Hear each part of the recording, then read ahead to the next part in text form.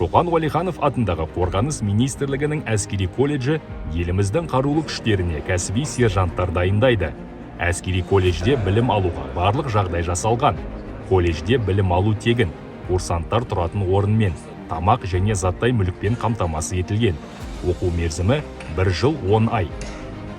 Колледжге 17 жасқа толған азаматтар оқуға қабылданады. Мұнда оқуға түсу кезінде аттестаттың орташа балы ескеріледі. Ол кемінде 3 балл болуы тиіс. ұбт нәтижелері қажет емес. Сондай-ақ медициналық тексеруден өту, дене шынықтыру дайындығы бойынша нормативтерді, психологиялық тестілеуді тапсыру қажет. Колледжді бітірген түлек әскери мамандық алып, 100% кепілдікпен жұмысқа орналаса алады.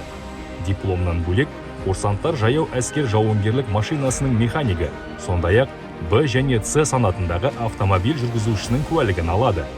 Кадеттер әскери бөлімдерге қарулы күштердің бас сержантына дейін мансаптық өсу перспективасымен бөлімше командирлері лауазымдарына жіберіледі. Шоқан Уәлиханов атындағы әскери колледжге түсу үшін тұрғылықты жері бойынша жергілікті әскери басқару органына өтініш білдіру керек. Кәсіби сержант болғың келсе, кадет болуға бағыңды сына. Әскери колледж мүмкіндіктер алаңы.